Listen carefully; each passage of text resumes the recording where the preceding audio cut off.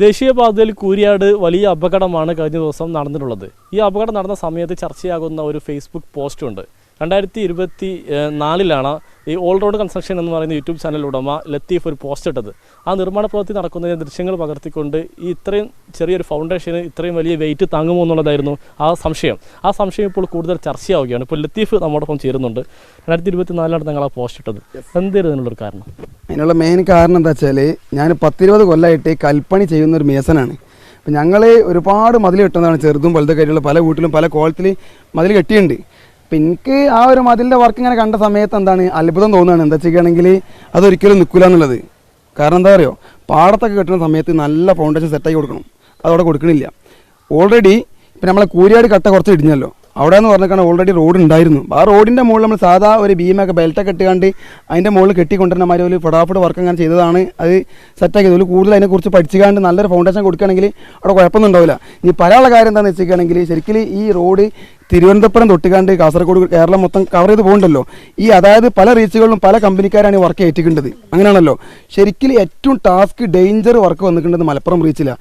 രാഷ്ട്രീയപരമായിട്ടും അതേപോലത്തെ ആൾക്കാരുടെ പ്രശ്നം കൊണ്ടൊക്കെ വന്നിട്ടുണ്ടത്. പക്ഷെ ആ ഒരു ഏരിയ റീച്ച് വളരെ സിമ്പിളാക്കിയിട്ട് കൈകാര്യം ചെയ്തിട്ടുണ്ട് KNRCൻ്റെ കമ്പനിക്കാർ. അതുപോലെ വർക്കിൽ ഒരു കുഴപ്പമില്ല. ഇപ്പോൾ ഈ കൂരിയാട് ഭാഗത്ത് ചെറിയൊരു കട്ട ഇടിഞ്ഞ് വീണ സമയത്ത് എല്ലാവരും പാടെ കുറ്റം പറയുകയാണ്. പക്ഷേ എൻ്റെ ഒരു അഭിപ്രായത്തിൽ പല വർക്ക് മൊത്തം സെറ്റാണ്. പക്ഷെ അവിടെ ഇടിഞ്ഞ് വീഴാനുള്ള മെയിൻ കാരണം എന്താ വെച്ചാൽ ഫൗണ്ടേഷൻ കൊടുത്തിട്ടില്ല എന്നുള്ള കുഴപ്പം മാത്രമാണ്. കാരണം പഴയ ഹൈവേ അവിടെ ഉണ്ടായിരുന്നു. അവിടെ കുറേ കലുങ്ക കണ്ടേനു, ഉറപ്പില്ലാത്ത ചതുപ്പുള്ള ഏരിയയാണ്. അതിൻ്റെ മുകളിൽ അവിടെ നല്ല ചാല് കീറി പൈലിങ്ങോ നല്ല ഹെവി ലെവൽ ഫൗണ്ടേഷനെ കൊടുത്തുകൊണ്ട് ആ സൈഡത്തെ കട്ട കെട്ടുകയാണെങ്കിൽ ഒരു കുഴപ്പമുണ്ടാവില്ല. കാരണം ഓലെ ആ കട്ട എന്ന് പറഞ്ഞാൽ 30 സെൻറ്റ് വീതി 50 ഇങ്ങനെ വരുന്നുണ്ട്. അതേപോലെ തന്നെ നെറ്റ് കെട്ടുണ്ട്. 3 വരി കൂടുമ്പോൾ ലെയറിൽ നെറ്റൊക്കെ വെച്ചുകൊണ്ട് ഡോസർ വെച്ച് ഉന്തിയൊക്കെ സെറ്റപ്പ് ആക്കിയിട്ട് മണ്ണൊക്കെ ഇരുത്തിക്കാണ്ട് തന്നെയാണ് ഒരു വർക്ക് ചെയ്യുന്നത്. പിന്നെ ആ മണ്ണൊക്കെ ഒരിക്കലും വെള്ളം ഇറങ്ങാതാക്കാൻ വേണ്ടി വാട്ടർ പ്രൂഫി കോട്ടിങ് ഉണ്ട്. എങ്ങനെ വെച്ചിട്ടാണെങ്കിൽ അതിൻ്റെ മുകളിൽ ഡാറിങ് എല്ലാം സെറ്റാക്കിയിട്ടുണ്ട്. പക്ഷെ എന്താ കുഴപ്പം എന്ന് പറയുക, അടി ഇരുന്ന് പോയിക്കുകയാണെങ്കിൽ പിന്നെ ഒന്നും പറഞ്ഞിട്ട് കാര്യമില്ലല്ലോ. അതായത് വീടിൻ്റെ ഫൗണ്ടേഷനും ബിൽഡിങ്ങിൻ്റെ ഫൗണ്ടേഷനും രണ്ടാണ്. ഓക്കെ, ഇതിപ്പോൾ നമ്മൾ നിൽക്കുന്നത് ഇവിടെ വർത്തമാനത്തിൽ കുറച്ച് പോയിന്റ് കുറഞ്ഞാലും നിങ്ങളിപ്പോൾ ഈ സൈറ്റിലേക്ക് കൂട്ടിക്കൊണ്ടുള്ള മെയിൻ കാരണം എന്താ അറിയോ, ഇവിടെ ഇപ്പോൾ ഒരു വീടിൻ്റെ ഫൗണ്ടേഷൻ കെട്ടിക്കൊണ്ട് നിൽക്കുകയാണ്. അപ്പം കാണാൻ പറ്റും ഈ വീട് ഇപ്പോൾ 2 നില ഐറ്റേ പൊന്തുള്ളൂ. അപ്പോൾ അതിന് ആ ഫൗണ്ടേഷൻ കൊടുത്താൽ മതി. ആ റോഡ് എന്ന് പറഞ്ഞാൽ 3 നില ബിൽഡിംഗ് പൊന്തിയുണ്ട്. അപ്പം അതിൻ്റെ എഞ്ചിനീയേഴ്സ് അതിന് പറ്റിയ ലെവലിൽ നല്ല വീതി വരുന്നുണ്ടല്ലോ, നല്ലൊരു ഫൗണ്ടേഷൻ കൊടുത്താൽ മതി. എൻ്റെ ഒരു അഭിപ്രായത്തിൽ ഇപ്പോൾ കണകുണ വന്ന സ്ഥിതിക്ക് ഇനി ഏറ്റവും നല്ലത് പാലം തന്നെയാണ്. കാരണം പാലത്തിലൊരു ഫേമസ് ആയിട്ട് എങ്ങനെ അറിയോ, വളാഞ്ചേരി വട്ടപ്പാറ പാലം ഏകദേശം 2 കിലോമീറ്ററോളം ആ പാലം വരുന്നുണ്ട്. 30 മീറ്റർ ആ ഫില്ലറിൻ്റെ ഹൈറ്റ് വരുന്നുണ്ട്. ആ പാലം വളരെയധികം സക്സസ് ആണ്, സൂപ്പറായി തുറന്നു കൊടുത്തിട്ടുണ്ട്. അപ്പോൾ അതേപോലത്തെ പാലങ്ങൾ മലപ്പുറം റീച്ചിൽ മറ്റേ നമ്മളെ തലപ്പാറ, അതേപോലെ കൂരിയാട്, പാലച്ചിറമാട്, മമ്മാലി അങ്ങനത്തെ ആ ഏരിയകളൊക്കെ കട്ട് ഒഴിവാക്കിയിട്ട് അവിടെ മാത്രം ഇവിടെ പാലം വരികയാണെങ്കിൽ സംഭവം സെറ്റായിരുന്നു. പിന്നെയെന്ന് പറഞ്ഞിട്ടാണെങ്കിൽ കുറേ ആൾക്കാർ പറയണമെന്ന് വെച്ചാൽ ഈ കട്ട വളരെ മോശമാണെന്ന് പറയുന്നത്. കട്ട മോശമല്ല, കട്ട അതിൻ്റെ ആ സ്ട്രെങ്ത്തൊക്കെ ദമ്മാണ്. നല്ല ഒരു ചെങ്കലിനെ കാട്ടി വെയിറ്റ് ആ കട്ടൊക്കെ വരുന്നുണ്ട്. ലോക്കിംഗ് സിസ്റ്റമാണ്. പക്ഷേ അവിടെ കുഴപ്പമൊന്നും എന്താ പറയുക, അടി ഇരിക്കുമ്പോൾ ഇതാണ്ട് ഇരുന്ന് കഴിഞ്ഞാൽ പിന്നെ കട്ടക്കൊക്കെ ക്രാക്ക് വന്നോളും. നേരെ മറിച്ച് ഉറപ്പുള്ള ഏരിയ പാണമ്പ്ര, ചേളാരൊക്കെ എന്ത് വന്നിട്ടുണ്ട്, അവിടെ കട്ടൊക്കെ ഒന്നിനും ക്രാക്ക് വന്നില്ല. കാരണം എന്താ പറയുക, അവിടെയും പഴയ ഹൈവേ ഉണ്ട്. ഇനി അതിൻ്റെ മുകളിൽ തന്നെ കൂരിയാട് എങ്ങനെയാണ് പോലെ ബീം കൊടുത്തിട്ടുണ്ട് അതേ പ്രൊസീജിയറിലാണ് ഇവിടെയൊക്കെ ചെയ്തിട്ടുണ്ട്. പക്ഷെ എന്താ പറയുക, അവിടെ ഉറപ്പുള്ള മണ്ണായതുകൊണ്ടാണ് ആ കട്ടൊക്കെ ഒന്നും പറ്റാത്തത്. ഓക്കെ അല്ലേ? പിന്നെ അവിടെ ഹൈറ്റ് കുറവാണ്. പക്ഷേ ഹൈറ്റ് കൂടിയാണ്ട് കുഴപ്പമൊന്നുമല്ല. ഫൗണ്ടേഷൻ ഇരുന്ന് കഴിഞ്ഞാൽ പിന്നെ ഒന്നും പറഞ്ഞിട്ട് കാര്യമില്ല. ഞങ്ങളിപ്പോൾ കിണറൊക്കെ റൗണ്ടിൽ കെട്ടുമ്പോൾ എന്താ അറിയോ, കല്ല് നീളത്ത് കെട്ടിക്കാണ്ട് കെട്ടാൻ അറിയാത്തതുകൊണ്ടല്ല, നമ്മളെ കെട്ട് ഒരിക്കലും തള്ളാൻ പാടില്ല എന്നുള്ള ഒരു സംഭവം കൊണ്ടാണ് നമ്മൾ ഫ്യൂച്ചർ കണ്ടുകൊണ്ടാണ് വർക്ക് ചെയ്യുന്നത്. ഇപ്പോൾ ഈ കൂരിയാട് നമ്മളിപ്പോൾ അവിടെ നടന്ന സ്ഥലത്ത് ഒരു ഏക പരിഹാരം താങ്കൾക്ക് തോന്നുന്നത് ഈ മേൽപ്പാലം എന്നുള്ളത് മാത്രമാണോ? എൻ്റെ അഭിപ്രായത്തിൽ ഇപ്പം ഇത്രത്തോളമായി 90% KNRCൻ്റെ വർക്ക് കഴിഞ്ഞിട്ടുണ്ട്. മലപ്പുറം റീച്ച് ഏകദേശം ഈ മാസാവസാനം തുറന്നു കൊടുക്കാനുള്ള പ്ലാനിങ്ങിൽ നിൽക്കുന്നു. അപ്പോഴാണ് ഈ സംഭവം ഉണ്ടായിട്ടുള്ളത്. ഇപ്പം നല്ലപോലെ ഫാസ്റ്റാക്കിയിട്ട് ഈ കേരള ഏരിയയിൽ ഏറ്റവും കൂടുതൽ സ്പീഡിൽ പണിയെടുത്ത KNRC ഇപ്പോൾ കള്ളന്മാരായി. കാരണം ഇവിടെ മാത്രം ഇടിഞ്ഞുകൊണ്ട് ഇനി ഏറ്റവും നല്ല എന്താ വെച്ചിട്ടുണ്ടെങ്കിൽ മൊത്തം മാറിക്കൊണ്ട് ഒഴിവാക്കിയിട്ട് എന്ത് ചെയ്യുന്നറിയോ, പാലം കൊടുക്കുക. വട്ടപ്പാറ ഓല് അതിനൊരു തെളിവ് കാണിച്ചിട്ടുണ്ടല്ലോ, വട്ടപ്പാറ നല്ലൊരു പാലം വന്നതാണല്ലോ. അത് വട്ടപ്പാറൻ്റെ അത്ര ഹൈറ്റൊന്നും ഇവിടെ വരുന്നില്ല. കൂരിയാട് ഭാഗത്തൊന്നും ചെറിയ ലെവലിൽ ഒരു പാലം കൊടുക്കുകയാണെങ്കിൽ എന്തായി, ആ പരന്ന് കിടക്കുന്ന റോട്ടുമേൽ ഒരു മതിൽ കെട്ടിയാനൊക്കെ എന്താവും, ഒരു സമാധാനം കിട്ടും. ആൾക്കാർക്ക് അങ്ങോട്ടും ഇങ്ങോട്ട് ക്രോസ് ചെയ്യാൻ പറ്റും. അതേപോലെ തന്നെ വെള്ളം കടത്തി വിടാനൊക്കെ സുഖം കിട്ടും. എല്ലാം കൊണ്ടും സെറ്റാവും. പക്ഷേ അതിന് അങ്ങനെ ചെയ്യാന്ന് പറഞ്ഞാൽ അവർ ചെയ്യുമെന്ന് എനിക്കറിയില്ല. അതിൻ്റെ തീരുമാനമായിട്ടില്ല എന്നാണ് പറഞ്ഞു തരുന്നത്. താങ്കൾക്ക് എത്ര വർഷമായിട്ട് ഈ മേഖലയിൽ പ്രവർത്തിക്കുന്നുണ്ട്? ഞാൻ എൻ്റെ 7ാം ക്ലാസ് മുതൽ ഈ ഫീൽഡിലുള്ള ആളാണ്. എനിക്ക് ഏത് പണി ഒരു ഒറ്റ നോട്ടം കണ്ടാൽ മതി, ആ മതിലവിടെ നിൽക്കില്ല എന്ന് പറയാൻ.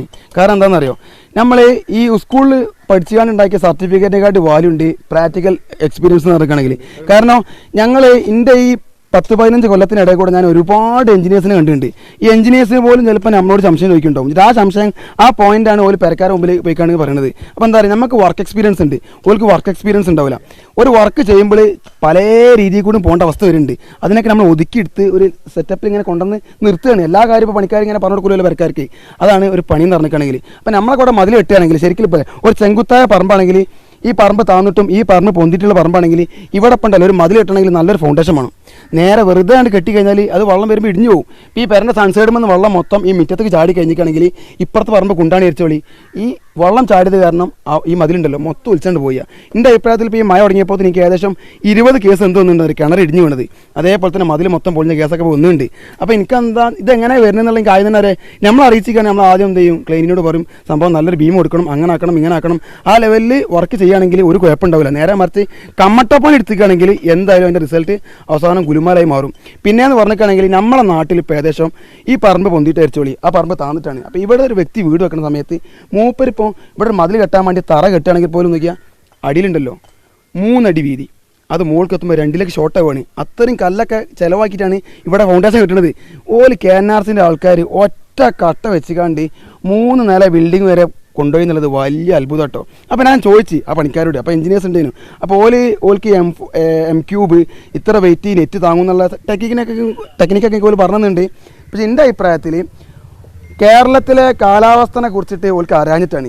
കേരളത്തിലെ കാലാവസ്ഥ പറഞ്ഞാൽ ഒരു ഭയങ്കര തന്നെ മണ്ണിലേക്ക് വെള്ളം ഇറങ്ങി കഴിഞ്ഞിരിക്കുകയാണെങ്കിൽ പിന്നെ നമ്മൾ എങ്ങനെ ഫില്ലർ കൊടുത്തിട്ടും മറ്റേ ബെൽറ്റ് കൊടുത്തിട്ട് പോലും ഇവിടെ വലിയ വലിയ ചുമരുകൾ ഒലിച്ചുകൊണ്ട് അപ്പോൾ അതിനും വലുതൊന്നുമല്ലാതെ പിന്നെ 10 മീറ്റർ വീതി ഉണ്ടെങ്കിൽ ഓലെന്താ ചെയ്യണം അറിയോ, അതിൻ്റെ 1/2 മീറ്റർ ബാക്കിൽ ഇവിടെ ചില്ലിയാണ്.